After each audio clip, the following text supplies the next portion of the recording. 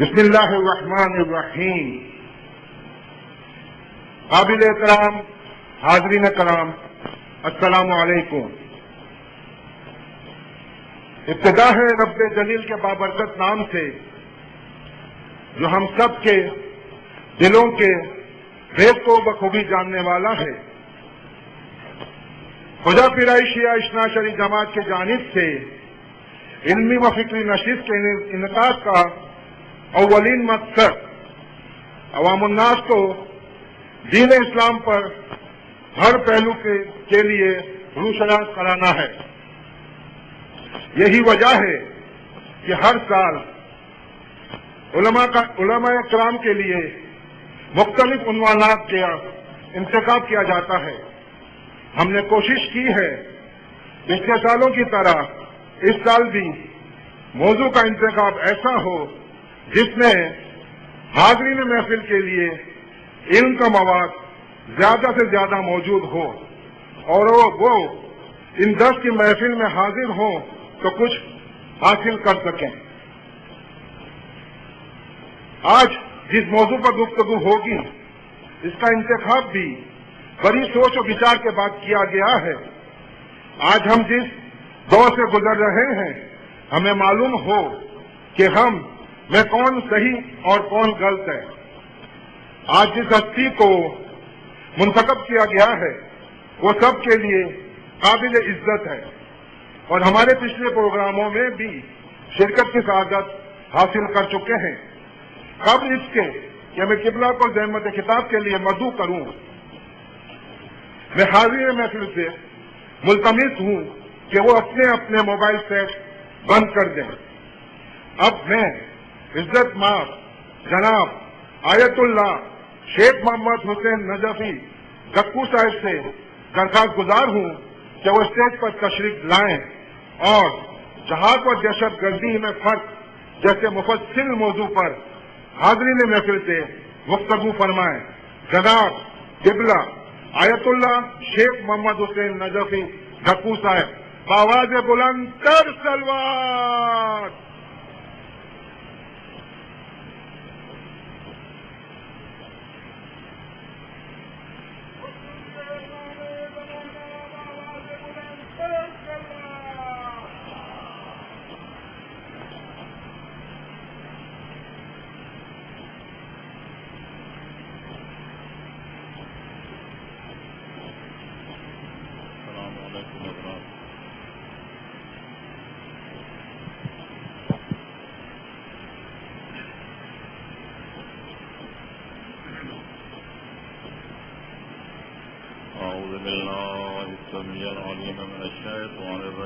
بسم اللہ الرحمن الرحیم۔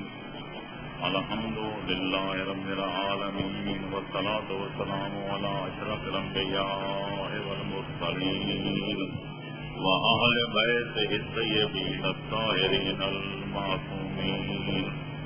اما بعد فقد قال اللہ تبارک وتعالی فی کتابہ المبین وهو اصدق القائلین۔ اعوذ باللہ من الشیطان الرجیم۔ بسم اللہ الرحمن الرحیم۔ ان الدین عند اللہ الاسلام۔ وقال فی مقام آخر اذن للذین یقاتلون بانہم ظلموا وانہ علی نصرہم لقدیر۔ صلوات پڑھیں محمد علیہ وسلم۔ اللہم صل علی محمد۔ میں نے آپ کے سامنے قرآن مجید کے مختلف مقامات سے 2 آیتوں کو 2 ٹکڑے پیش کیے ہیں۔ جن کا ترتیب وار با محاورہ ترجمہ اور حاصل مقصد یہ ہے کہ تمام ادیان عالم میں سے جو دین خداوند عالم کو پسند ہے اور اس کی نگاہ قدرت بھی قابل قبول ہے اس کا نام اسلام۔ اور دوسری آیت کا ترجمہ اور خلاصہ مطلب یہ ہے کہ ارشاد قدرت ہے کہ ان لوگوں کو اجازت دی جاتی ہے اپنے دفاع کرنے کی کہ جن سے قتل و قتال اور جنگ و جدال کیا جاتا ہے کہ وہ اپنے دفاع کے لیے تلوار اٹھائیں، اور اس لیے کہ ان پر ظلم اٹھایا گیا ہے اور خداوند عالم ان مظلوموں کی نصرت اور مدد پر قادر مطلق ہے، کوئی اس کو عاجز نہیں کر سکتا۔ صلوات پڑھیں محمد و آل محمد صلی اللہ علیہ وسلم۔ میرے دوستوں اور میرے عزیزوں، یہ بات بڑی تفصیل کے ساتھ اپنی جگہ پر طے کی جا چکی ہے، اگرچہ ہر فرقے والا، ہر مذہب والا، ہر دین و دیانت والا اپنے مذہب اور اپنے دین کو برحق سمجھتا ہے، کیونکہ کل حزب بما لدیہم فارغون۔ آئین قدرت بھی یہی ہے اور آئین فطرت بھی یہی ہے کہ ہر بندہ اپنی شے پہ مگن بھی ہوتا ہے، مطمئن بھی ہوتا ہے، لیکن دعویٰ سب کرتے ہیں، لیکن جو دلیل برہان کی کسوٹی پر دین برحق ثابت ہوتا ہے وہ دین اسلام ہے، جس کو دین فطرت بھی کہا جاتا ہے۔ تو لہٰذا یہ طے شدہ بات ہے کہ دین اسلام کا کوئی عقیدہ، دین اسلام کا کوئی عمل مسئلہ، دین اسلام کا کوئی اصلی اور کوئی فروعی مسئلہ ایسا نہیں جو انسان کی فطرت سے متصادم ہو، یہ انسان کے ضمیر و وجدان سے اس کا ٹکراؤ ہو۔ تو لہٰذا یہ طے شدہ بات ہے کہ دین اسلام ایک برحق دین ہے، ابدی دین ہے، دائمی دین ہے، تو بے قیامت تک باقی رہنے والا دین ہے۔ وَمَن يَبْتَغِ غَيْرَ الْإِسْلَامِ دِينًا فَلَن يُقْبَلَ مِنْهُ وَهُوَ فِي الْآخِرَةِ مِنَ الْخَاسِرِينَ۔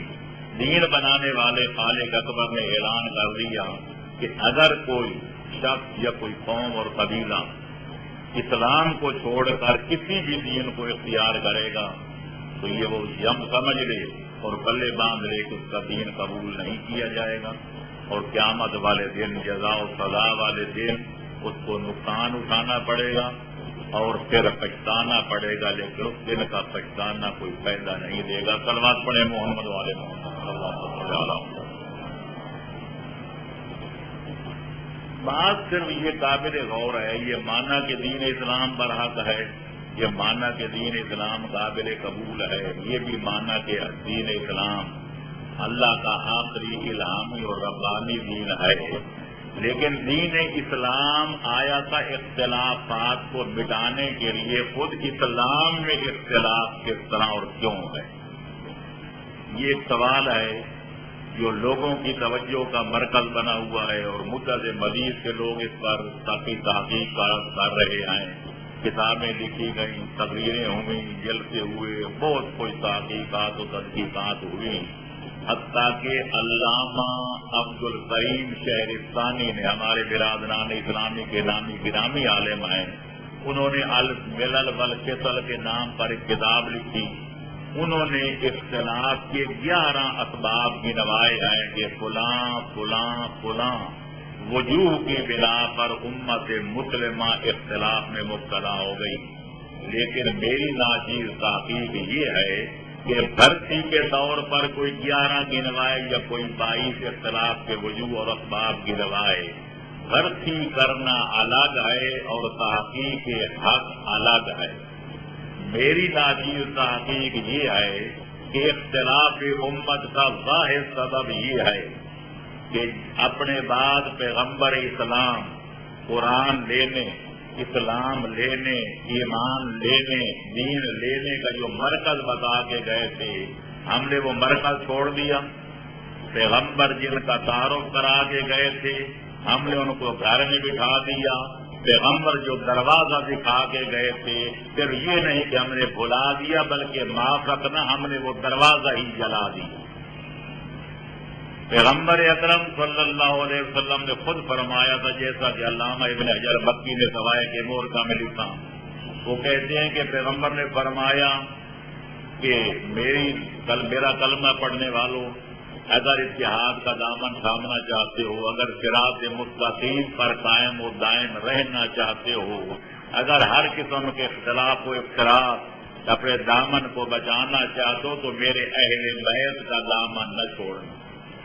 آل بیتی امان لامتی من الاختلاف، میری اہل بیت میری امت کے لیے اختلاف سے بچنے کا ظاہر ذریعہ ہے۔ فرمایا فَإِذَا خَالَفَتْهَا قَبِيلَةٌ صَارَتْ حِزْبَ إِبْلِيسَ، جب بھی کوئی قوم، جب بھی کوئی قبیلہ میری اہل بیت کی مخالفت کرے گا، فرمایا وہ شیطان کا گروہ بن کر رہ جائے۔ صلوات پڑھیں محمد وآل محمد پر، اللہم صل علی محمد۔ نتیجہ سامنے ہے، دنیا نے اہل بیت کا دامن چھوڑ دیا اور خداوند عالم نے اس روش و رفتار کی سزا دی۔ سزا کیا دی؟ آج ہر شے میں اختلاف، توحید میں اختلاف، رسالت میں اختلاف، ولایت و خلافت کے مسئلے میں اختلاف، عدالت باری کے مسئلے میں اختلاف، قیامت کے تفصیلات میں اختلاف، وضو کی کیفیت میں اختلاف، نماز کی نوعیت میں اختلاف، زکوٰۃ کے وجوب میں اختلاف، خمس کی کیفیت میں اختلاف، حج کے ارکان میں اختلاف، بقول شاعر تخالف الناس حتی لا اتفاق لهم الا على شجب والخلف في الشجب۔ لوگوں نے اتنا اختلاف کیا کہ کسی بات پہ اتفاق نہیں، اگر ہے تو صرف موت پر ہے کہ سب کہتے ہیں کہ مرنا برحق ہے، لیکن شاعر کہتے ہیں یہ موت ہی اختلاف سے نہ بچ سکی۔ فقیل تخلق نفس المرء سالمۃ وقیل تشرق جسم المرء فی العصب۔ موت میں پھر اختلاف ہوگا کہ موت کی حقیقت کیا ہے جسم کے مرنے سے روح بھی مر جاتی ہے یا روح زندہ رہتی اور جسم جو ہے وہ مر جاتا ہے؟ جسم اور موت، جسم اور روح کی مفارقت کا نام موت ہے یا دونوں کی فنا کا نام موت ہے؟ تو ایک چیز پر اتفاق تھا لیکن وہ بھی اختلاف کا شکار ہو گئی۔ صلوات پڑھے محمد وعلى محمد اللہم صل علی۔ تو لہذا جہاں اور چیزوں میں اختلاف ہے، میں نے اشارہ کر دیا، تفصیل میں جانے کا نہ وقت ہے نہ میرا موضوع، کہ نماز میں اختلاف آج تک مسلمان یہ فیصلہ نہ کر سکے کہ ہاتھ باندھ کے پڑھنی ہے یا کھول کے پڑھنی ہے، اور اگر باندھ کے پڑھنی ہے تو پھر ہاتھ کہاں باندھنے ہیں، کہاں باندھنے ہیں۔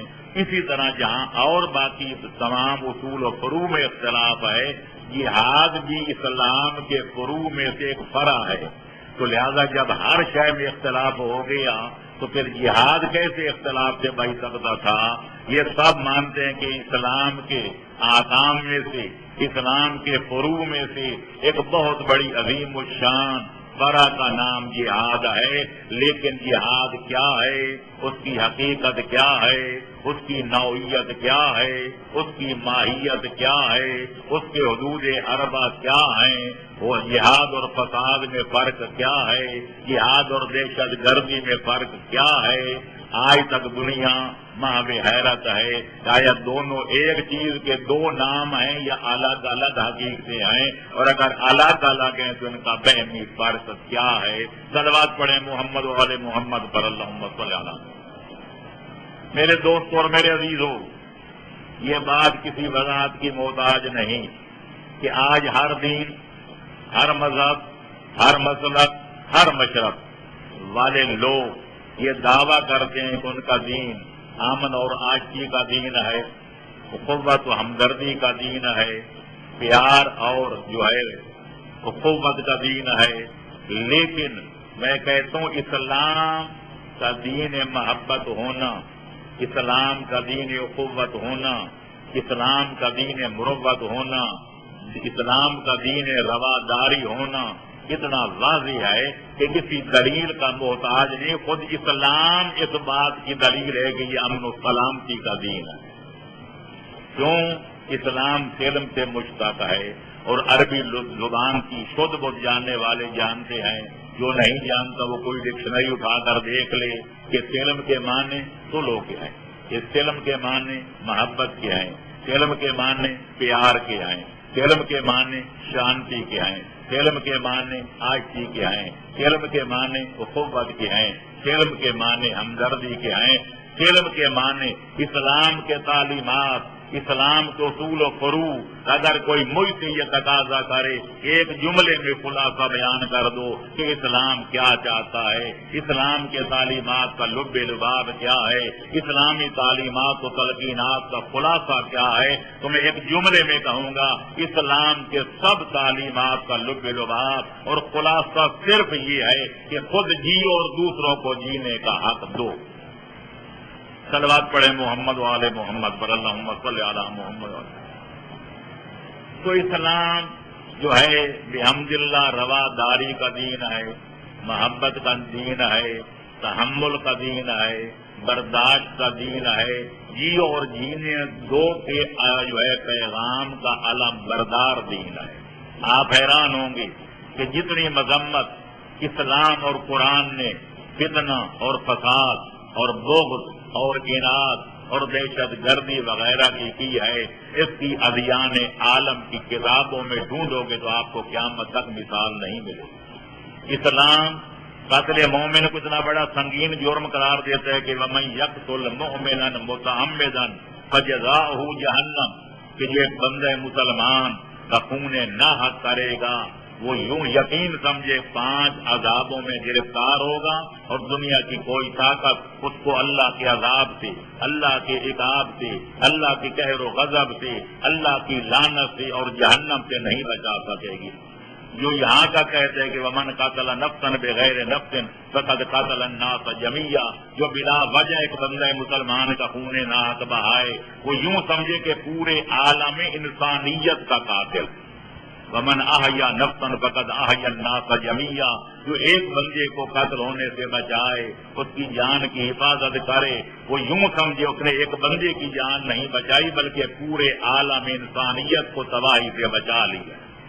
وہ اسلام جو قتل مومن کو اتنا بڑا سنگین جرم قرار دیتا ہے، وہی قرآن کہتے ہیں الفتنۃ اشد من القتل، کہ زمین میں فتنہ و فساد پھیلانا، بھائیوں کا آپس میں لڑانا، منے ہوئے دوستوں کا آپس میں بھڑانا اور ٹکرانا، یہ قتل مومن سے بھی زیادہ سنگین جرم ہے۔ جنت میں جانے کے خواب تو ہر آدمی دیکھتا ہے، ہر مسلک و مذہب اور مشرب والا دیکھتا ہے، لیکن اللہ نے یہ فیصلہ کر دیا کہ تلک الدار الآخرۃ نجعلها للذین لا یریدون علوا فی الارض ولا فسادا والعاقبۃ للمتقین، کہ یہ آخرت والا گھر، یہ جنت الفردوس والا گھر میں نے ان خوش قسمت لوگوں کے لیے بنوا رکھا ہے کہ جو زمین میں رہ کر فساد کرنا تو بجائے خود، تکبر کرنا تو بجائے خود، کبریائی کا دعویٰ یا خدائی کا دعویٰ کرنا تو بجائے خود، فرماتے ہیں جنت والا گھر ان کے لیے ہے جو فساد پھیلانے کا کبھی دل میں ارادہ بھی نہیں کرتے، اور تکبر اور بڑائی کا کبھی دل میں پروگرام بھی مرتب نہیں کرتے۔ صلوات پڑھیں محمد و آل محمد پر اللہم صلی اللہ علیہ وسلم۔ اس سے بڑا کیا ثبوت ہوگا کہ اسلام جو ہے وہ امن کا مذہب ہے، وہ آشتی کا مذہب ہے، وہ جی اور جینے دو کا مذہب ہے، وہ تحمل اور رواداری کا مذہب ہے۔ اس حد تک وہ کوشش کرتے ہیں تلوار اٹھانا تو بجائے خود، کسی کی عزت و ناموس پہ ڈاکہ ڈالنا تو بجائے خود، وہ اپنے نام لیواؤں کو یہ تعلیم دیتا ہے کہ ولا تجادلوا اہل الکتاب الا بالتی ہی احسن، اگر تمہیں یہودیوں سے گفتگو کرنی پڑ جائے، اگر تمہیں نصرانیوں سے بات کرنے کا موقع مل جائے، مشرکین سے تمہیں بات کرنے کا کوئی چانس مل جائے، تو انداز گفتگو تمہارا ایسا ہونا چاہیے کہ مشرکوں کی دل شکنی نہ اور ان کی دل آزاری نہ ہونے پائے۔ جو مشرکین کی دل آزاری جو ہے وہ گوارا نہیں کرتا، وہ بلا وجہ ان کی جان کو طلب کرنا، ان کے مالی ان کو نقصان پہنچانا، ان کی عزت و ناموس سے حملہ کرنے کی کس طرح اجازت دے سکتا ہے؟ تو بہرحال یہ بات طے شدہ ہے کہ خداوند عالم نے فتنہ و فساد پھیلانے کو قتل مومن سے زیادہ جرم قرار دیا۔ لا تعثوا فی الارض مفسدین، کہ زمین میں فتنہ و فساد پھیلاتے ہوئے نظر نہ آؤ، زمین میں فساد پھیلاتے ہوئے چلتے پھرتے نظر نہ آؤ۔ ان اللہ لا یحب المفسدین، کیونکہ خالق فتنہ پرداز لوگوں کو کبھی پسند نہیں کرتا۔ یہ ساری باتیں اس بات کی ناقابل رد دلیلیں ہیں کہ خالق اکبر فتنہ و فساد پھیلانے کو، لوگوں کا جانی اور مالی نقصان کرنے کو، ان کی عزت و ناموس کو آزار پہنچانے کو کبھی ہرگز نہ پسند کرتا ہے، نہ اجازت دیتا ہے۔ اب دیکھنا یہ ہے کہ پھر وہ جہاد کیا ہے جس کا ڈھنڈورا ساری دنیا پیٹ رہی ہے، وہ جہاد کیا ہے، اور یہ بھی دیکھنا پڑے گا کہ وہ فساد کیا ہے جس کو دنیا جہاد کا نام دیتی ہے۔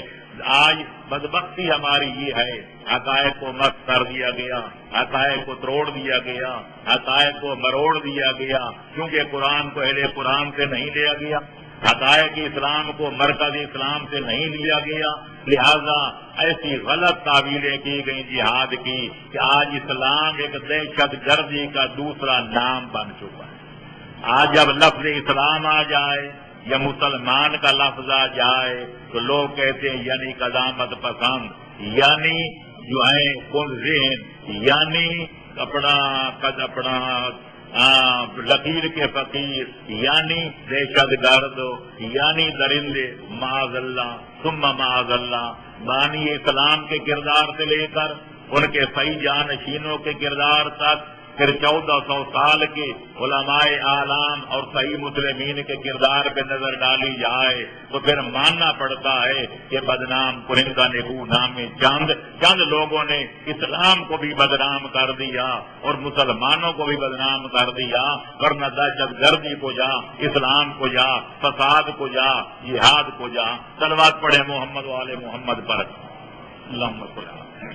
میں نے جہاں تک اللہ کے قرآن کا مطالعہ کیا، پیغمبر اسلام کے ارشادات کا مطالعہ کیا، آل محمد کے فرمودات کا مطالعہ کیا، جہاں تک میں نے بزرگان دین کے کلام کا مطالعہ کیا، میں اس نتیجے پر پہنچا ہوں کہ اسلام اپنے نام لیواؤں کو کسی شکل میں بھی لڑنے مرنے کی اور تلوار اٹھانے کی، میدان کارزار میں قدم رکھنے کی اجازت نہیں دیتا مگر 3 صورتوں میں۔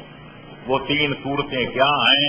پہلی صورت یہ ہے کہ مسلمانوں پر کوئی حملہ کر دے، مسلمانوں کو مٹانا چاہے، اسلام کو ختم کرنا چاہے، شمع ہدایت کو بجھانا چاہے، تو اسلام مسلمانوں کو دفاع کا حق دیتا ہے۔ یہ آیت جو میں نے آپ کے سامنے پڑھی ہے اس کے ترجمے پہ غور کرو۔ اذن للذین یقاتلون، اللہ فرماتے ہیں میں اجازت دیتا ہوں ان مسلمانوں کو کہ جن پر جنگ مسلط کی جاتی ہے، جن سے جنگ لڑی جاتی ہے، چھیڑنے والے اور ہیں، لڑنے والے اور ہیں، آغاز جنگ کرنے والے اور ہیں، مسلمانوں پہ ٹھونسنے والے اور ہیں۔ اللہ ان مظلوموں کو اجازت دیتا ہے کہ تم بھی اپنا دفاع کر سکتے ہو، بِأَنَّهُمْ ظُلِمُوا، اس لیے کہ ظالموں نے تم پر ظلم کیا ہے۔ اور معاف رکھنا، اس حقیقت کو ذہن میں رکھنا، ایک عیسائیت کا مذہب ہے، کہتے ہیں کہ اس کے اندر یہ موجود ہے کہ کوئی ایک رخسارے پر تھپڑ مارے تو تم دوسرا رخسارہ پیش کر دو کہ ایک تھپڑ اس پر بھی مار لے۔ اسلام کی تعلیم یہ نہیں، اسلام اپنے نام لیواؤں کو ذلت اور رسوائی کی تعلیم نہیں دیتا، مسلمانوں کو وہ ذلیل نہیں کرنا چاہتا، وہ مسلمانوں کو معزز دیکھنا چاہتا ہے، اور یہ فرماتا ہے کہ تم ایسے بن کے رہو کہ نہ کسی پر ظلم کرو اور نہ کسی ظالم کو اپنے اوپر ظلم کرنے کی اجازت دو۔ لہذا اسلام یہ کہتا ہے الانف بالانف والاذن بالاذن والسن بالسن کے ساتھ، اگر کوئی تمہارا دانت توڑے تم اس کا دانت توڑ سکتے ہو، اگر کوئی تمہارا کان کاٹے تم اس کا کان کاٹ سکتے ہو، اگر کوئی تمہارا دانت توڑے تو تم کے ساتھ میں اس کا دانت توڑ سکتے ہو، تاکہ حمل آور کو بھی پتہ چل جائے کہ انہوں نے ہاتھوں میں چوڑیاں پہنی ہوئی نہیں، یہ بھی مرد میدان ہیں۔ صلوات پڑھو محمد وآل محمد پر۔ لہذا ایک تو اسلام اجازت دیتا ہے اپنے دفاع کی، جو قانوناً، شرعاً، اخلاقاً میں دعوے سے کہتا ہوں تمام اقوام عالم میں اس بات کی ضمانت دی گئی ہے کہ اگر کسی پر کوئی ظالم ظلم کرے، کوئی زیادتی کرے تو مظلوم کو اپنے دفاع کا حق پہنچتا ہے۔ جیسا کہ پیغمبر اسلام کے زمانے میں ساری جنگیں جو لڑی گئیں وہ پیغمبر مسلمانوں پر، اسلام پر اور پیغمبر اسلام پر مسلط کی گئیں، اور ہمیشہ پیغمبر اسلام صلی اللہ علیہ وآلہ وسلم نے دفاع کا حق استعمال کیا، جس کی اخلاقاً، قانوناً، شرعاً، رواجاً اجازت ہے، لیکن دنیا ساری مل کے کوئی ایک جنگ بھی پیش نہیں کر سکتی کہ پیغمبر نے کافروں پر مسلط کی ہو اور کافروں نے دفاع کیا ہو۔ لہذا اسلام دفاع کی اجازت دیتا ہے۔ اس آیت میں بھی اجمال نہیں ہے، بڑی واضح آیت ہے، لیکن دوسری آیت اس سے بھی زیادہ واضح ہے، فرماتے قاتلوا فی سبیل اللہ الذین یقاتلونکم، اللہ کی راہ میں جہاد کرو پر ان لوگوں سے جو تم سے پہلے لڑائی تم پر مسلط کرتے ہیں، ان سے جنگ کرو جو تم پر جنگ مسلط کرتے ہیں، لیکن یاد رکھنا لا تعتدوا، جنگ میں اندر کسی حد کو نہ توڑنا، کسی پر ظلم نہ کرنا، کسی پر زیادتی نہ کرنا، کیوں؟ ان اللہ لا یحب المعتدین، خداوند عالم حد سے تجاوز کرنے والوں کو نہ پسند کرتا ہے، نہ ان سے محبت کرتا ہے، اور نہ ایسے بندوں کو خالق شاباش دیتا ہے۔ صلوات پڑھے محمد وآل محمد پر اللہم صل۔ تو لہذا پتہ چلا کہ اسلام جنگ کی اجازت کب دیتا ہے کہ جب کوئی کافر غیر مسلم مسلمانوں پر جنگ مسلط کر دیں، اسلام کو مٹانا چاہیں، مسلمانوں کو ختم کرنا چاہیں، تو لہذا ان کو خالق اپنے دفاع کا حق دیتا ہے، جو ہر اعلیٰ ملک میں اور ہر ملت میں لوگوں کو حاصل ہے۔ دوسرا وہ مقام کہ جہاں اسلام تلوار اٹھانے کی اور میدان میں قدم رکھنے کی اجازت دیتا ہے کہ جب کسی مظلوم کو کسی ظالم کے پنجے ظلم و جور سے چھڑانا مقصود ہو، کوئی مظلوم کسی ظالم کے پنجے ظلم میں پس رہا ہو، تو خالق فرماتے تم جنگ لڑ کے مظلوم کو ظالم کے پنجے ظلم و استبداد سے آزاد کرا سکتے ہو۔ چنانچہ فرماتا ہے وَإِن طَائِفَتَانِ مِنَ الْمُؤْمِنِينَ اقْتَتَلُوا، اگر دو گروہ مسلمانوں کے بھی آپس میں لڑ پڑیں تو تم کیا کرو؟ فَأَصْلِحُوا بَيْنَهُمَا، پہلے تو ان کو درمیان صلح کرانے کی کوشش کرو، ان کو آپس میں منانے کی کوشش کرو، جھگڑے کی بنیاد ختم کر کے ان کو اکٹھا بٹھانے کی کوشش کرو، ایک دسترخوان پہ بٹھا کے کھانا کھلانے کی کوشش کرو۔ لیکن اگر تم دیکھو کہ اگر فَإِن بَغَتْ إِحْدَاهُمَا عَلَى الْأُخْرَىٰ، تو ان دو گروہوں میں سے ایک گروہ بغاوت پر تلا ہوا ہے، سرکشی پر اترا ہوا ہے، وہ کوئی صلح کی بات ماننے کے لیے تیار نہیں ہے، کمزور کو جو رگڑا دے رہا ہے اس کو معاف کرنے کے لیے تیار نہیں ہے، اپنی نکلی ہوئی تلوار میان میں ڈالنے کے لیے تیار نہیں ہے، تو پھر خالق فرماتے فَقَاتِلُوا الَّتِي تَبْغِي، اس بغاوت کرنے والے کا سر کچل دو تاکہ ظالم کو اس کے ظلم سے بچا سکو، حتیٰ تفیہ الی امر اللہ، جب تک وہ ظالم، جب تک وہ باغی، جب تک وہ زیادتی کرنے والا اللہ کے حکم یعنی صلح پر آمادہ نہ ہو جائے، تو تم مظلوم کی نصرت میں ظالم کے خلاف تلوار اٹھا سکتے ہو۔ تو دوسرا موقع یہ نظر آیا، دوسرا مقام یہ ملا کہ جب کسی مظلوم کو ظالم کے پنجے ظلم و استبداد سے چھڑانا مقصود ہو تو ظالم کے خلاف تلوار اٹھائی جا سکتی ہے اور اس کے خلاف جو ہے جہاد لڑا جا سکتا ہے۔ پھر بھی صلوات پڑھے محمد وآل محمد پر اللہم صل۔ تیسرا مقام کہ جہاں اسلام اجازت دیتے ہے تلوار اٹھانے کی یا میدان کارزار میں اترنے کی، وہ ہے کہ جب مفسدین فتنہ و فساد پھیلانے پر تلے ہوئے ہوں، فساد پھیلا رہے ہوں، کسی کی جان کو نقصان پہنچائیں، کسی کا مال لوٹ کر لے جائیں، کسی کی ناموس کو اغوا کر کے لے جائیں، وہ فتنہ و فساد پہ تلے ہوئے ہوں، تو خالق فرماتے قاتلوا فی سبیلہ حتی لا تکون فتنۃ، تو تم مفسدین کے خلاف تلوار اٹھا سکتے ہو تاکہ فتنہ و فساد کی جڑ کٹ جائے۔ اسے کہتے ہیں کہ امن بذریعہ طاقت، کہ تم طاقت کے ذریعے طاقت کو استعمال کر کے فتنہ و فساد کی جڑ کو کاٹ دو تاکہ دنیا امن اور آشتی کا جو ہے وہ سانس لے سکے، فتنہ و فساد کی جڑ کٹ جائے۔ تو پتہ چلا کہ اسلام میں ان 3 صورتوں کے سوا جنگ لڑنے کا اور میدان کارزار میں قدم رکھنے کا کوئی جواز نہیں ہے، اور یہیں سے پتہ چل گیا کہ جہاد کیا ہے، فساد کیا ہے۔ جہاد زن کے لیے نہیں ہوتا، جہاد زمین کے لیے نہیں ہوتا، جہاد زر کے لیے نہیں ہوتا کہ یہ پیسہ میں لوں گا، دوسرا کہے میں لوں گا، اقتدار کے لیے نہیں ہوتا کہ کرسی صدارت کے ایک کہے میں بیٹھوں گا، دوسرا کہے میں بیٹھوں گا، یہ عورت اس سے میں عقد کروں گا، دوسرا کہے میں شادی کروں گا، پھر لڑائی ہو جائے، اس کو فساد کہتے ہیں، اس کو جہاد نہیں کہتے۔ پھر بھی صلوات پڑھو محمد والے محمد پر اللہم صل ماشاء اللہ۔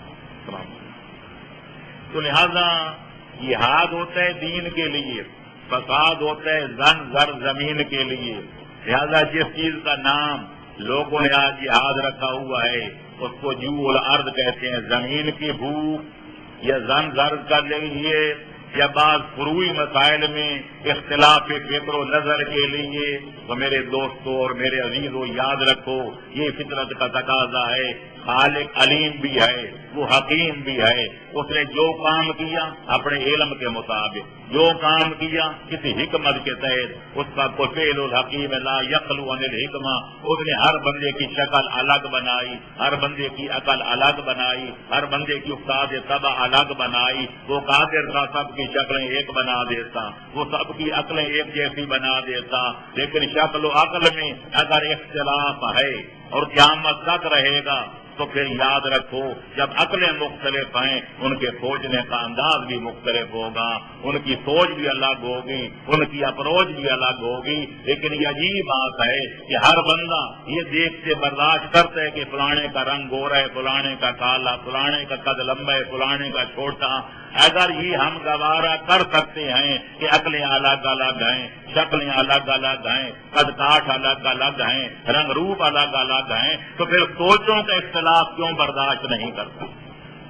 جب تک شکل و عقل الگ الگ ہے سوچیں بھی الگ الگ رہیں گی۔ اس لیے اسلام کہتا ہے، اسلام تو اتنا رواداری کا دین ہے کہ جو حقیقی کافر ہیں، ایک وہ ہیں جن کو ہم کافر کہتے ہیں، ممکن وہ ہم سے زیادہ سچے پکے مسلمان ہوں اور ہم ان کو کافر قرار دے رہے ہوں۔ کبھی حدیث میں ہے کہ جو مسلمان کو کافر کہے اگر وہ واقعی کافر ہے تو ٹھیک، ورنہ کافر کہنے والا خود کافر بن جاتا۔ لہذا ہم کسی کو کافر کہیں یہ الگ بات، لیکن جس کو خدا بھی کافر کہے، جس کو مصطفیٰ بھی کافر کہے، پڑھو سورہ کافرون، قل یا ایھا الکافرون، میرا حبیب کہہ دو کہ کافرو، جس کی تم پوجا کرتے ہو میں اس کو نہیں مانتا، جس کی میں پرستش کرتا ہوں تم اس خدا کو نہیں مانتے، تو پھر کیا کریں؟ ڈانگو ڈانگ ہو جائیں، میدان کاردار میں نکل آئیں، مرنے مارنے پہ تول جائیں؟ نہیں، اسلام کہتے ہیں لکم دینکم ولی دین، تمہارا دین تمہارے لیے، میرا دین میرے لیے۔ دین کے نام پر لڑنے مرنے کی کوئی گنجائش نہیں ہے۔ تو میرے دوستوں، میرے سنی شیعہ بھائیوں، ایک لمحہ فکریہ ہے مسلمانوں کے لیے کہ ہم جس نبی کا کلمہ پڑھتے ہیں وہ تو دین کے نام پر حقیقی کافروں سے بھی لڑنے کے لیے تیار نہیں ہے، بلکہ کہتے ہیں تمہارا دین یعنی کفر تمہارے لیے اور میرا دین اسلام میرے لیے۔ اے کاش کہ کم از کم سنی شیعہ اسلام کے دو عظیم الشان فرقے سیرت النبی سے یہی سبق حاصل کر لیتے۔ ہم کہتے مسلمانوں، ہمارے بھائیوں، ہمارا تمہارا خدا ایک، ہمارا تمہارا مصطفیٰ ایک، ہمارا تمہارا قبلہ ایک، ہماری تمہاری کتاب ایک، ہمارا تمہارا جینا مرنا ایک۔ اگر چند باتوں میں اختلاف بھی ہے تو تمہارا مذہب تمہارے لیے، ہمارا مذہب ہمارے لیے، تمہارا مسلک تمہارے لیے، ہمارا مسلک ہمارے لیے، تمہارے رہبر تمہارے لیے، ہمارے رہبر ہمارے لیے، تمہارے پیشوا تمہارے لیے، ہمارے پیشوا ہمارے لیے۔ تمہیں اپنے مبارک، ہمیں علی اور اولاد علی مبارک۔ یا علی، میں آدھ گھنٹہ بول گیا، ادھر مولا علی کا نام آیا تو نعرہ لگ گیا۔ مجھے پتہ ہے اپنی قوم کا کہ اگر کوئی علمی بات کی جائے تو سروں پر پرندے بیٹھ جاتے ہیں کہ سر ہلائیں گے تو پرندے اڑ جائیں گے۔ تو لہذا ان حالات میں اور اگر قلعہ خیبر کا مضمون میں شروع کر دوں، ہمارے دودھ پینے والے بچوں کو بھی یاد ہے کہ مولا نے قلعہ خیبر کیسے اکھاڑا، جب مذہب کو کیسے لگاڑا، کنتر کو کیسے پچھاڑا، پھر نعروں کی گونج ہوگی۔ صلوات پڑھے محمد وآل محمد پر، اللہم صل علی محمد وآل محمد۔ تو لہٰذا میرے دوستو یہ بات طے شدہ ہے کہ اسلام رواداری کا دین مذہب ہے، لیکن ہم نے جزوی اختلافات کو، فروعی اختلافات کو کہ فلانا پاؤں میں پر مسا کیوں کرتا ہے، فلانا دھوتا کیوں ہے، فلانا باندھ کے کیوں پڑتا ہے، فلانا کھول کے کیوں پڑتا ہے، فلانا 2 منٹ روزہ پہلے کیوں بند کرتے تو فلانا 4 منٹ پہلے کھولتا کیوں ہے، ان مسائل پر ہم نے پیسے کر کے لہذا کچھ لوگوں نے دین کو بدنام کر دیا اور جہاد کا نام فساد رکھ دیا۔ اسی بنا پر اقبال کو کہنا پڑا تھا کہ دین کافر فکر و تدبیر جہاد اور دین ملا فی سبیل اللہ فساد۔ آج کا دور ایسا دور ہے کہ کافر جہاد کا سوچ رہے ہیں کہ مولوی صاحبان فساد کا سوچ رہے ہیں۔ صلوات پڑھو محمد والے محمد۔ اگر مولوی صاحبان خوف خدا کو سامنے رکھتے اور جہاد کی حقیقی تعبیر کرتے، اپنے ذاتی مقاصد کو بالائے طاق رکھ دیتے، ذاتی مفادات سے قطع نظر کرتے، تو نہ آج اسلام بدنام ہوتا نہ مسلمان بدنام ہوتے۔ آج لوگوں کے ذہن میں یہ چیز بیٹھ گئی کہ مسلمان ایک تنگ نظر قوم ہے، یہ اتنی تنگ نظر ہے کہ اس کے اندر اپنے مخالف کو برداشت کرنے کا کچھ وعدہ ہی نہیں ہے۔ حالانکہ ہم اس اسلام کے علم بردار ہیں کہ ہمارا مصطفیٰ یہودیوں کو دعوت دیتے ہیں کہ تمہارے اور ہمارے درمیان ہزاروں اختلافات ہیں، لیکن ایک مسئلے پر تو ہمارا تمہارا اتحاد ہے کہ تم بھی کہتے ہو خدا ہے اور ہم بھی کہتے ہیں خدا ہے۔ یا اہل الکتاب تعالوا الی کلمۃ سواء بیننا و بینکم الا نعبد الا اللہ ولا نشرک بہ شیئا ولا یتخذ بعضنا بعضا اربابا من دون اللہ۔ اے یہودیو آؤ، باقی اختلافات کو چھوڑ دو، کم از کم تم اور ہم یہ تو مانتے ہیں کہ خدا ایک ہے، تو آؤ خدا کے نام پر اتحاد کر لیں۔ آپ اندازہ لگائیں کہ جب پیغمبر یہود کو ایک وجہ اشتراک پر دعوت اتحاد دے رہے ہیں، آج مسلمانوں کے کتنا اختلافات کو دیکھیں کہ یہ وضو کرنے کا طریقہ الگ ہے، یہ نماز پڑھنے کا طریقہ الگ ہے، یہ نہیں دیکھتے کہ مسلمانوں کا جینا بھی ایک ہے، مسلمانوں کا مرنا بھی ایک ہے، مسلمانوں کا خدا بھی ایک ہے، مسلمانوں کا مصطفیٰ بھی ایک ہے، مسلمانوں کا قرآن بھی ایک ہے، مسلمانوں کا اسلام بھی ایک ہے، مسلمانوں کا مفاد بھی ایک ہے، مسلمانوں کا نقصان بھی ایک ہے۔ اے کاش کے ہوتے مسلمان بھی ایک۔ صلوات پڑھے محمد والے محمد پر۔ لہذا فروعی اختلافات کے جہاد کا فتویٰ یوں الار کہیں اگر اقتدار کا جھگڑا ہو جائے، اقتدار کی رسا کشی ہو جائے، کہتے میں وزیر اعظم بنوں گا، دوسرا کہتے ہیں میں، جیسا کہ بعض ہمارے قریبی ممالک میں کئی سالوں سے جنگ چھڑی ہوئی ہے اور اب تو حکومت کا بھی خاتمہ ہو گیا، یہ کہتے ہیں میں صدر بنوں گا، دوسرا کہتے ہیں میں وزیر اعظم بنوں گا، یہ کہتے ہیں میں یہ بنوں گا، اور دو گروہ آپس میں لڑے، وہ بھی مسلمان اور یہ بھی مسلمان۔ اگر یہ اقتدار کی جنگ بھی جہاد ہے تو میں پوچھنا چاہتا ہوں پھر فساد کس چیز کا نام ہے؟ اسلام اور فساد؟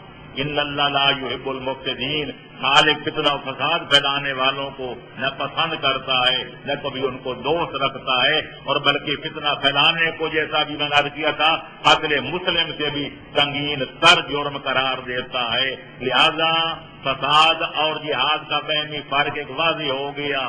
جو زن کے لیے لڑا جائے، زمین کے لیے اگر لڑا جائے، کسی زمین کے قطعے کے لیے لڑا جائے، وہ کہ یہ میرا ہے تو وہ کہ یہ میرا ہے، یا کسی جو ہے مال و زر کے لیے لڑا جائے کہ یہ پیسہ میرا ہے تو وہ کہ میرا ہے، اگر جنگ چھڑ جائے اس کا نام فساد ہے، جہاد نہیں ہے۔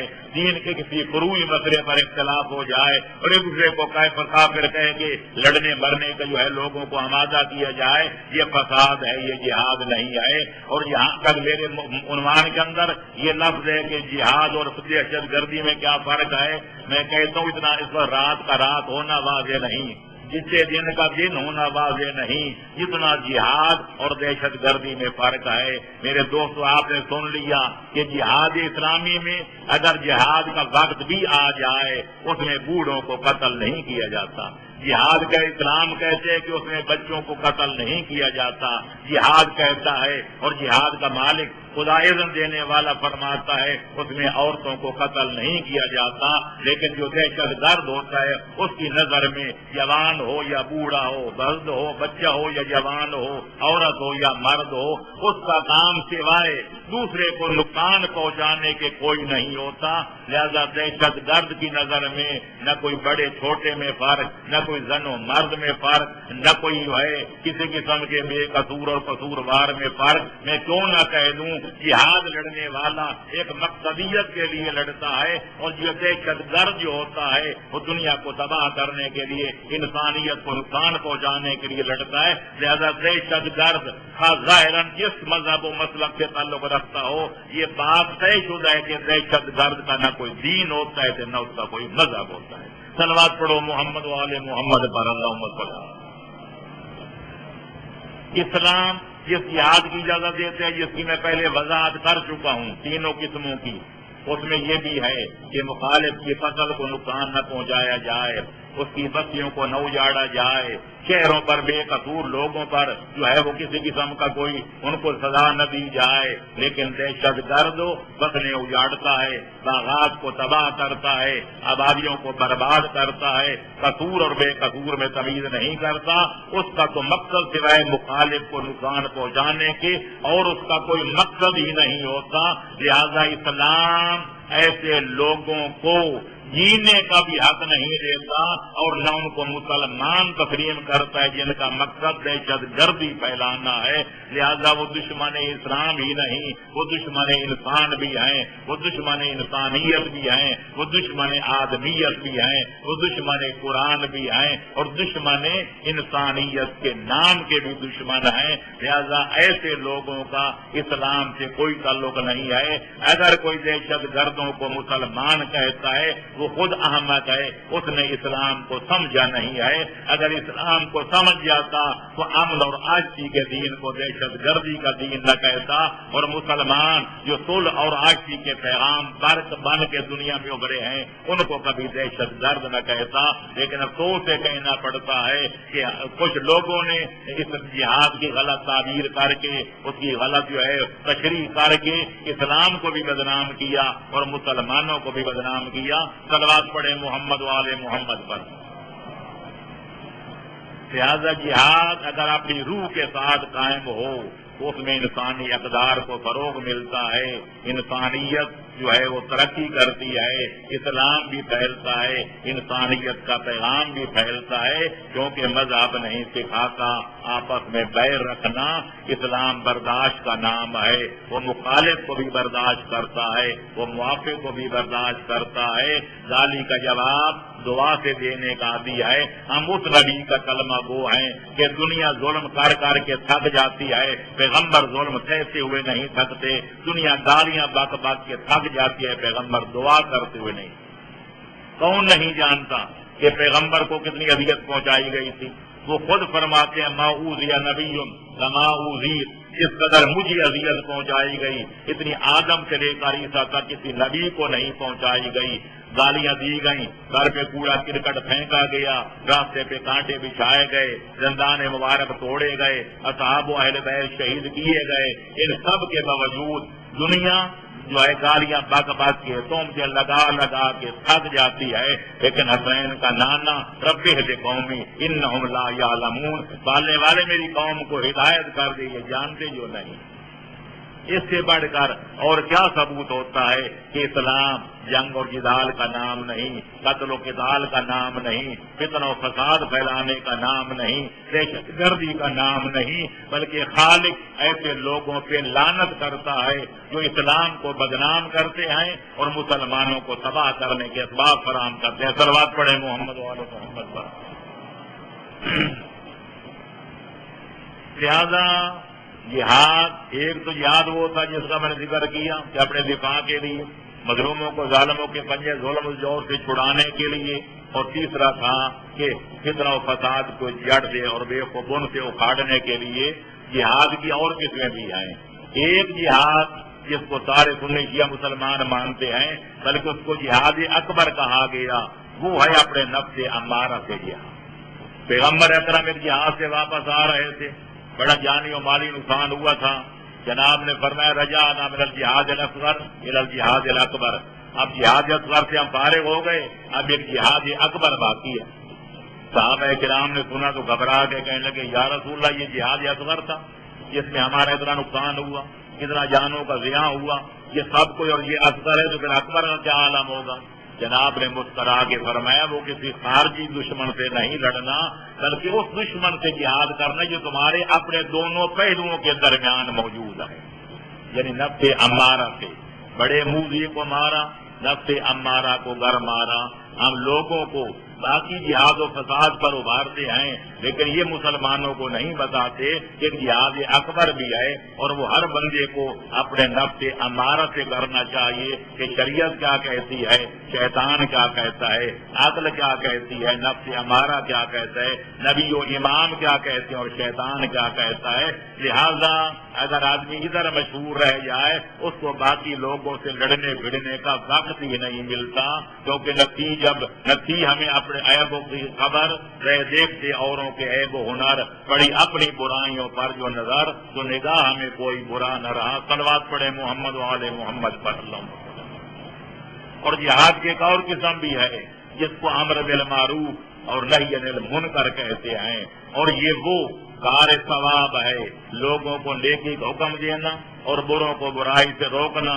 کہ خود امام محمد باقر علیہ السلام فرماتے ہیں، امیر المومنین خود نہج البلاغہ میں فرماتے ہیں کہ تمام اعمال و عبادات کا ثواب اگر ایک پلڑے میں رکھ دیا جائے اور لوگوں کو امر بالمعروف اور نہی عن المنکر کے فریضہ ادا کرنے کا ثواب دوسرے پلڑے میں رکھ دیا جائے تو تمام عبادتوں کے ثواب کو اس ایک عبادت کے ثواب سے وہی نسبت ہوگی جو اس بحر بے قرار کے مقابلے میں قطرے بے مقدار کو ہوتی ہے.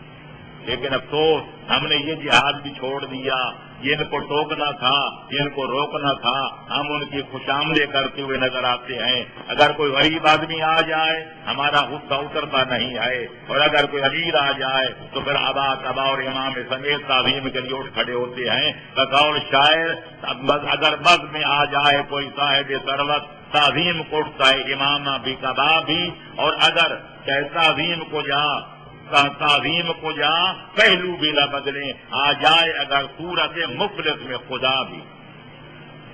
صلوات پڑھو محمد و آل محمد پر اللہم صلی اللہ. کیوں وہ جہاد کیا جائے جو حقیقت میں فساد ہے تو پھر ماشاءاللہ دولت ملتی ہے، اقتدار ملتا ہے، چند بھیڑیں ہمارے باڑے میں آ جاتی ہیں، پھنس جاتی ہیں. لیکن اگر یہ جہاد کیا جائے، لوگوں کو امر بالمعروف کیا جائے، پھر لوگ ناراض ہو جاتے ہیں، مفاد پہ زد پڑتی ہے، پھر پھولوں کی پتیاں کوئی نہیں نثار کرتا، پھر پتھر مارتے ہیں، پھر سامنے پھول کوئی نہیں نثار بچھاتا بلکہ لوگ جو ہیں کانٹے بچھاتے ہیں. اس لیے مولوی صاحبان ادھر نہیں جاتے. کیوں کہ یہ بات بڑا مشکل ہے. ادھر ہم ورثۃ الانبیاء کے دعوے بھی کرتے ہیں کہ العلماء ورثۃ الانبیاء، کہ علماء جو ہیں یہ انبیاء کے وارث ہیں. میں پوچھنا چاہتا ہوں ہر مذہب کے علماء سے معذرت کے ساتھ، آیا یہ وارث ہیں ہاتھ کو بوسہ دلوانے کے لیے؟ یہ وارث ہیں تعظیم و تکریم کرانے کے لیے؟ یہ وارث انبیاء روگوں سے رکوع بٹورنے کے لیے؟ یا وارث ہیں کلمہ حق کہنے کے لیے؟ کلمہ حق کہنے والوں کو لوگ قید کر دیتے تھے، ان کو قتل کر دیتے تھے، ان کو گالیاں دیتے تھے. ہم وہ وارث انبیاء ہیں کہ ہزاروں لوگ روپے ہماری جیبوں میں ڈالتے ہیں، ہزاروں احترام بھی کرتے ہیں، ہزاروں اکرام بھی کرتے ہیں، اور پھر بھی ہم کہتے ہیں نرخ بالا کن کی ارزانی انور، ابھی نرخ اور بڑھا دو کیونکہ چیزیں مہنگی ہو گئی تو خون حسین بھی مہنگا. صلوات پڑھو محمد و آل محمد پر. پیغمبر فرماتے ہیں اذا ظہرت البدع فی امتی فعلی العالم ان یظہر علما، جب میری امت میں منکرات اور بدعات کا ظہور و شیوع ہو جائے تو اہل علم کا فرض ہے کہ کلمہ حق بلند کریں اور اپنے علم کا اظہار کریں اور لوگوں کو بتائیں کہ غلط کیا اور صحیح کیا ہے.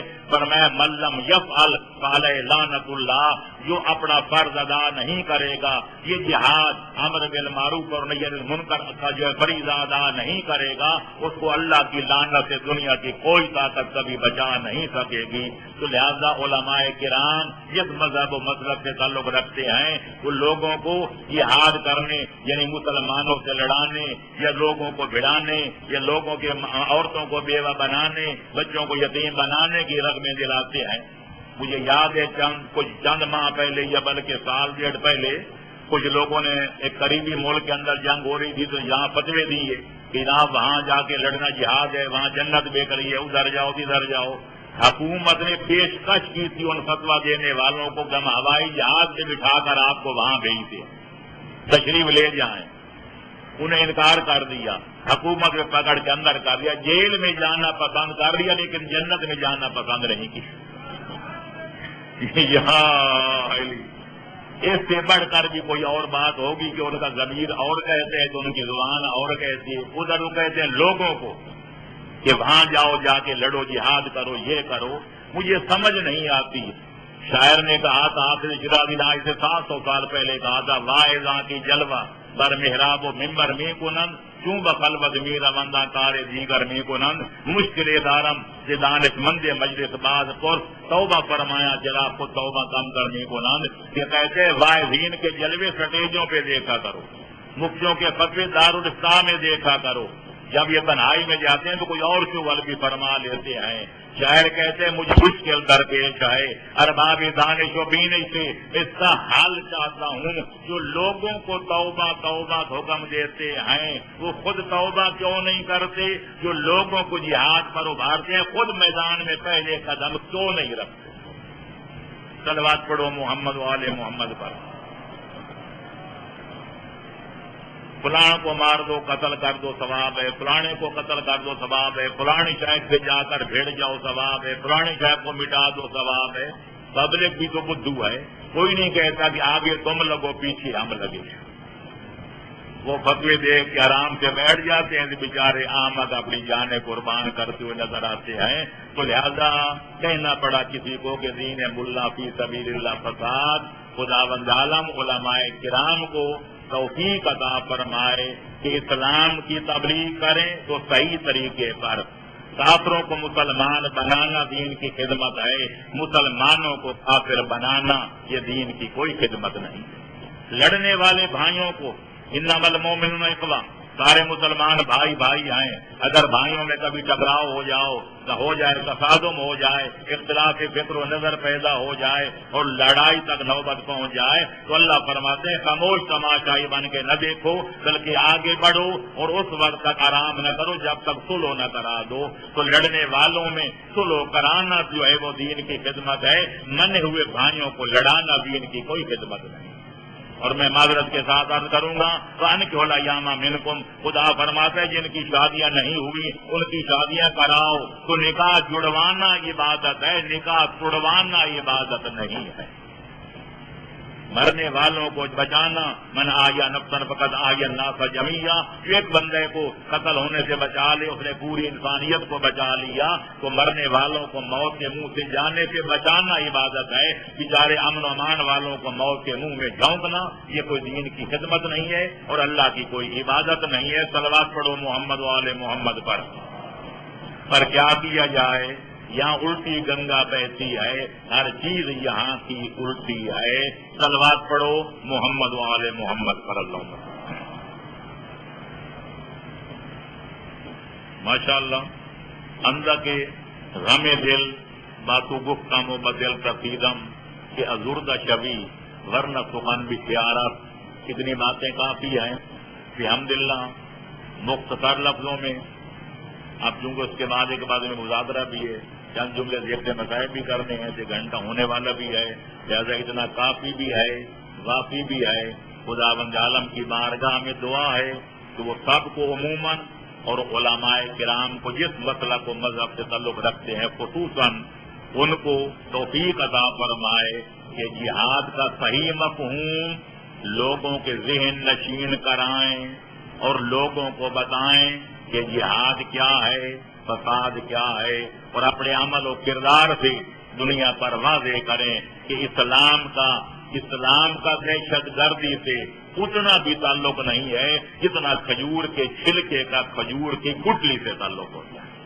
لہذا اسلام کو بدنام کرنے کی کوئی گنجائش نہیں۔ اسلام صلح اور آشتی کا دین ہے، اسلام محبت و اخوت کا دین ہے، اسلام رواداری کا دین ہے، اسلام برداشت کا دین ہے۔ اور جس کا پہلے عرض کیا تھا، اگر سارے اسلام کا کوئی لب لباب ایک جملے میں پوچھنا چاہے اور معلوم کرنا چاہے تو سارے اسلامی تعلیمات و تلقینات و فرمودات و ارشادات کا لب لباب ایک جملہ ہے کہ خود جیو اور دوسروں کو جینے دو۔ صلوات پڑھو محمد و آل محمد پر۔ خداوند عالم مسلمانوں کو یہ حقیقت سمجھنے کی توفیق عطا فرمائے تاکہ ہمارا ملک یا بلکہ ممالک جو جہنم بنتے جا رہے ہیں، قتل و غارت کا گڑھ بنتے جا رہے ہیں، خدا کرے امن و آشتی کا دین اپنا گوارا بن جائیں، ہمارا یہاں سے فتنہ و فساد ختم ہو جائے، بغض و عناد ختم ہو جائے، ہر قسم کے فتنے کی جڑ کٹ جائے، اور پھر جتنا پہلے سنی شیعہ بھائی بھائی تھے ہم پھر بھائی بھائی بن کے اکٹھے رہیں، اکٹھے جئیں، اکٹھے مریں، اور پھر آج تو گھر گھر لڑائی ہے، ہر مذہب والوں کے درمیان لڑائی ہے۔ خدا شیطان کا بیڑا غرق کرے جو ہمارے پیچھے پڑا ہوا ہے، یرید الشیطان ان یوقع بینکم العداوۃ والبغضاء، اس کی ہر لمحہ کوشش ہے کہ مسلمانوں کا آپس میں لڑائے، بھائیوں کو آپس میں ٹکرائے، فتنہ و فساد کی آتش کو بھڑکائے۔ اللہ چاہتے ہے صلح کرائے، شیطان چاہتا ہے لڑائے۔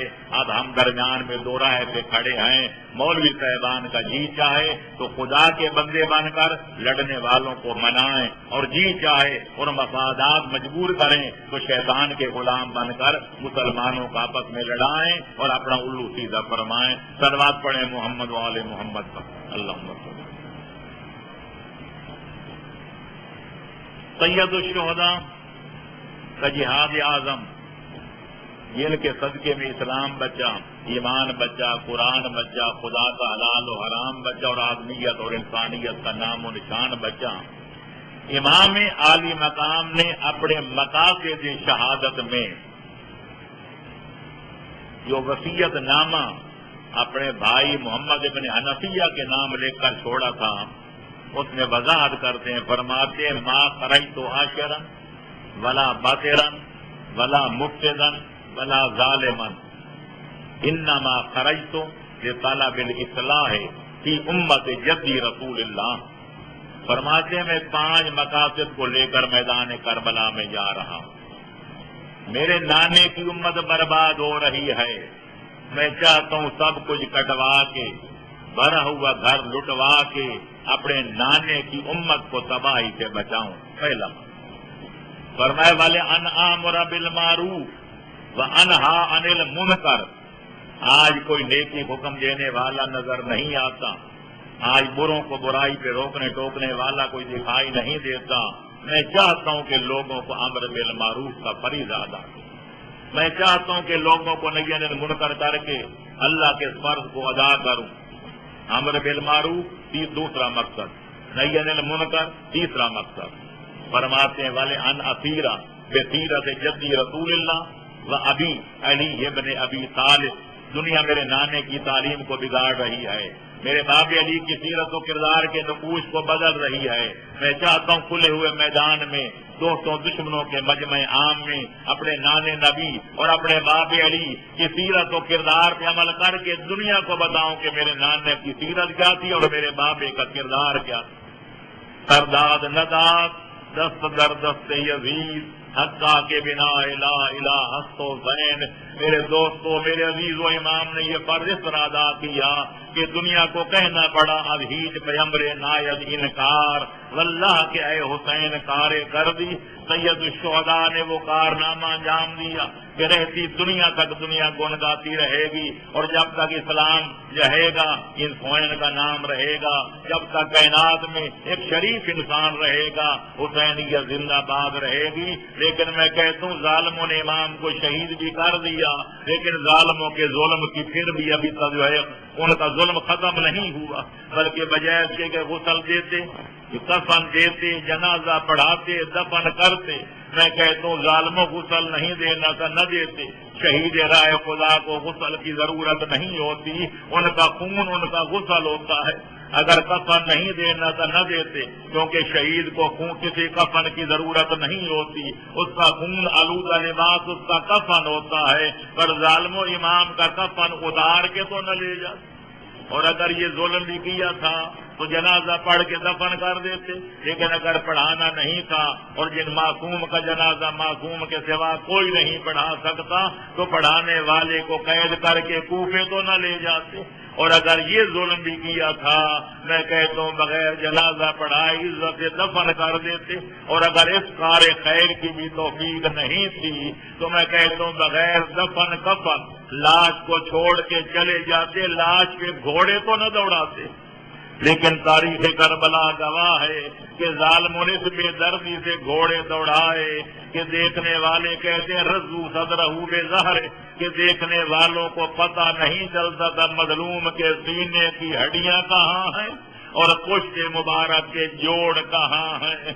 یہی وجہ ہے تاریخ کربلا پڑھو کہ جب عالم غیر معلمہ شریفت الحسین زینب اپنے عظیم بھائی کی عظیم لاش پہ پہنچی تو دیکھا سر اقدس موجود نہیں تھا، بدن پہ کوئی لباس نہیں تھا، جسم کا کوئی جوڑ سلامت نہیں تھا، تو بی بی تعجب کی انگلی منہ میں دبا کے کھڑی ہو گئی اور کافی دیر کے بعد بولی انتل حسین، کیا میرا حسین بھائی تو ہے؟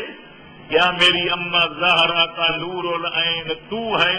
کیا میرے نانے نبی اور باب علی کے دل کا چین حسین تو ہے؟ اگر تو ہی حسین ہے تو ذرا بول کر جواب دے، تیری بہنیں اور بیٹیاں آخری سلام اور الوداع کے لیے آئی ہیں۔ وآخر دعوانا ان الحمد للہ رب العالمین وسيعلم الذین ظلموا أي منقلب ينقلبون وآخر دعوانا ان الحمد للہ رب العالمین۔